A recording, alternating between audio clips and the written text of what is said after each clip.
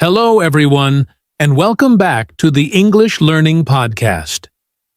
I'm your host, Jason, and as always, I'm here to help you become more confident and fluent in English.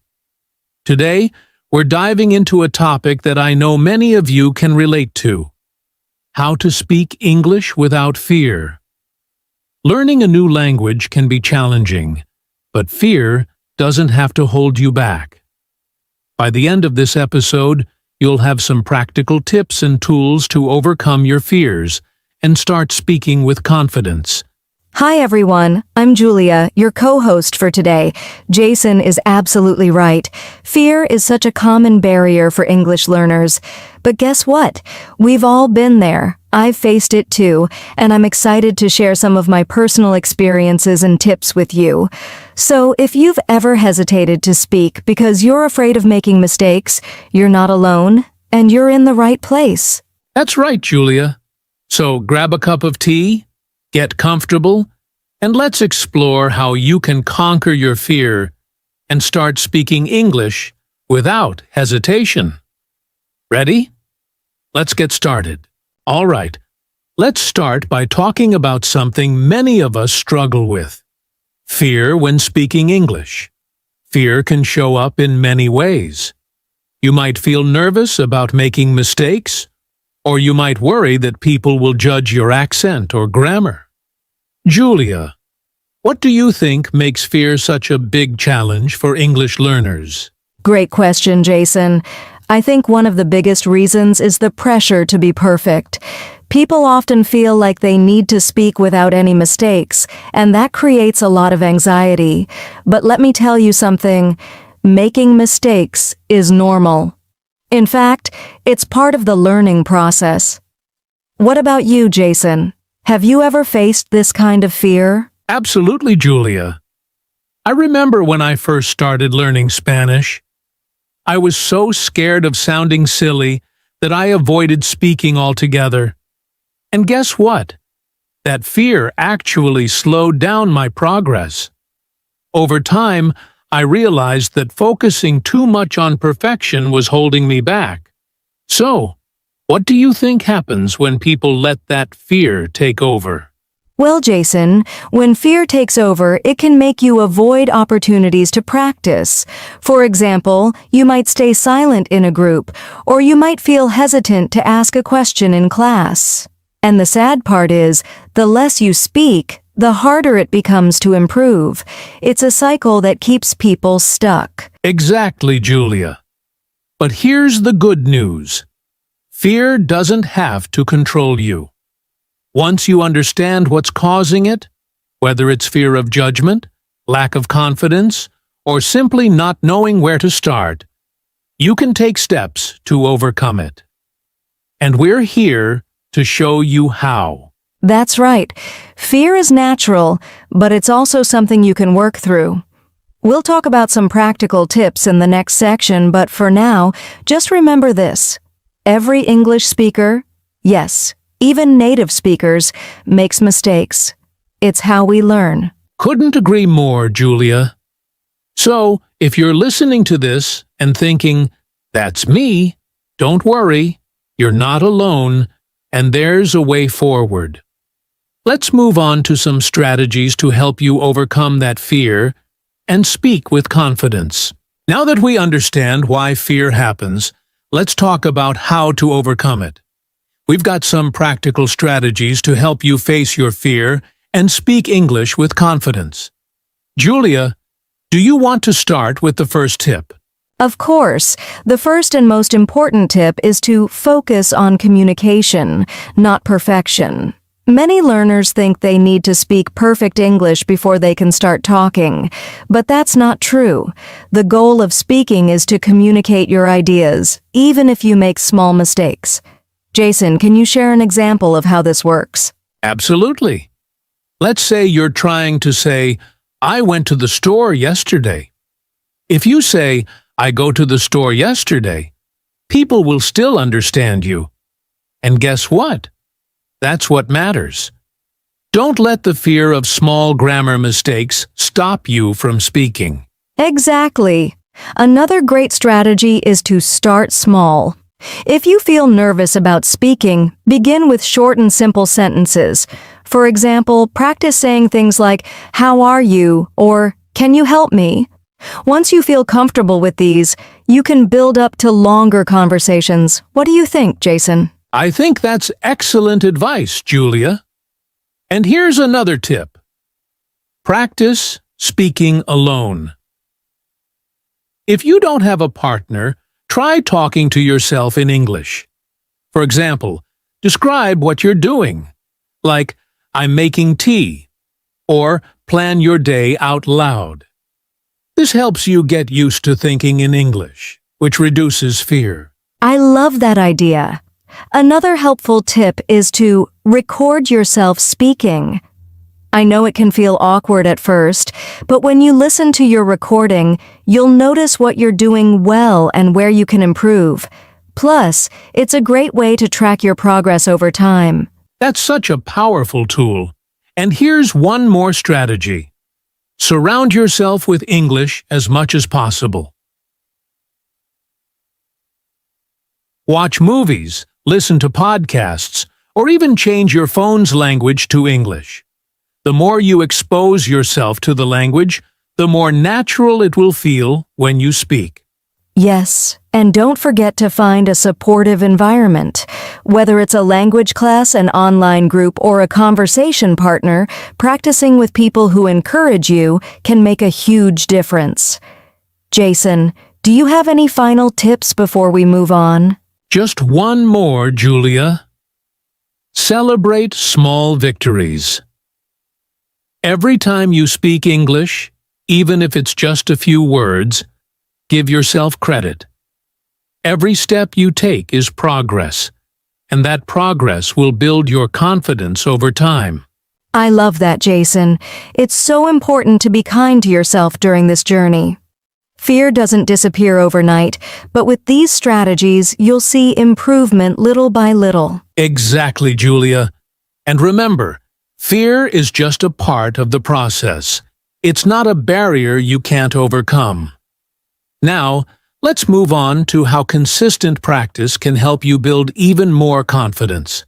Now that we've talked about strategies to overcome fear, let's focus on how you can build confidence through regular practice. Julia, why don't we start with why practice is so important? Sure, Jason. Practice is the foundation of confidence. Think about it. The more you do something, the more comfortable and natural it feels. It's just like learning to ride a bike. At first, you might feel wobbly and unsure, but with time and repetition, it becomes second nature. Exactly. And when it comes to speaking English, consistency is key. Even if you practice just 10 to 15 minutes a day, you'll see noticeable improvements over time. One great way to practice is to create a routine. For example, start your morning by reading a short article out loud or talking to yourself about your plans for the day. That's a great tip, Jason. Another way to practice is by joining language exchange programs or online communities. There are so many apps and websites where you can connect with people who want to practice English or even exchange languages. It's a win-win situation because you both get to learn and help each other. Absolutely, Julia. And for those who might feel shy or nervous about speaking with others, here's an idea. Use a mirror. Stand in front of a mirror and practice speaking. This helps you focus on your pronunciation, facial expressions, and body language, all of which contribute to your confidence. I love that idea. Another powerful way to practice is to immerse yourself in English environments. For instance, try attending events, workshops, or meetups where English is the main language. It's okay to feel a little out of your comfort zone. That's where real growth happens. Great point, Julia. And here's something I've noticed. Many learners forget the importance of celebrating small wins. Did you successfully order coffee in English today? Great. Did you introduce yourself to someone new? Amazing. These small victories add up and boost your confidence over time. Absolutely. And remember, practice doesn't always have to be formal. You can make it fun. Sing along to your favorite English songs, watch movies or shows with subtitles, or even play language games online. When you enjoy the process, you're more likely to stick with it. That's so true. And don't forget to challenge yourself every now and then. For example, try having a full conversation in English without switching back to your native language. It might feel tough at first, but it's a great way to see how much progress you've made. Yes, and remember, confidence comes from taking action. The more you practice, the more you'll realize that you're capable of speaking English, even if it's not perfect. And that's what matters. Progress, not perfection. Exactly, Julia. So, to all our listeners, find what works best for you and keep practicing. Confidence isn't something you're born with. It's something you build. Now, let's wrap things up with some final words of encouragement and a call to action. Before we wrap up, let's talk about one final and very important piece of the puzzle: encouragement and personal growth. Learning English is not just about the words or grammar. It's about growing as a person. Julia, how do you think learning a new language contributes to personal growth? That's a great question, Jason. Learning a language like English helps you step out of your comfort zone. It teaches you patience, resilience, and how to embrace challenges. And the best part? Every time you push yourself to speak, you're not just improving your English, you're becoming a more confident and adaptable person. Exactly. And I want to remind our listeners that it's okay to have setbacks. You might feel stuck at times or even make a lot of mistakes. But remember, every mistake is a lesson, and every small step forward is progress. Growth doesn't happen overnight. It's a journey. That's so true, Jason. And don't forget to celebrate your achievements, no matter how small they seem. Maybe you had your first conversation entirely in English, or maybe you learned a new phrase today. Every little victory is proof that you're improving. Absolutely, Julia. And one more thing, don't compare your progress to others. Everyone learns at their own pace, and that's okay. The most important thing is to keep going, even when it feels tough.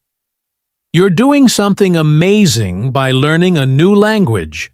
Yes, and always remember why you started learning English in the first place. Maybe it's for better opportunities to connect with people around the world, or simply to challenge yourself. Whatever your reason, keep it in mind and let it motivate you. Beautifully said, Julia. To all our listeners, you're capable of so much more than you think. Speaking English without fear might seem hard now, but with practice, patience, and the right mindset, you'll get there. Keep believing in yourself and never stop learning. And we're here to cheer you on every step of the way. Thank you for listening to today's episode of the English Learning Podcast. If you found this helpful, don't forget to share it with someone who might need a little encouragement. That's right. And as always, keep practicing, stay positive, and remember, you've got this. See you in the next episode. Before we go, we want to leave you with a quick call to action. If you enjoyed today's episode and found our tips helpful, take a moment to put them into practice. Start small. Maybe speak one sentence in English today, or record yourself saying a short introduction. And don't stop there. Share this episode with a friend who's also learning English. You can practice together and encourage each other. Learning is always more fun when you're not doing it alone. Also, make sure to subscribe to the podcast so you don't miss any future episodes. We're here every week with more tips and strategies to help you improve your English and boost your confidence. And we'd love to hear from you. Leave a comment or send us a message to share your thoughts, questions, or even your personal success stories. Who knows, we might feature them in a future episode. That's a great idea, Julia. Remember, the key to speaking English without fear is to take that first step. Start today and keep moving forward. Thanks for joining us, and we'll see you next time. Bye for now and keep practicing.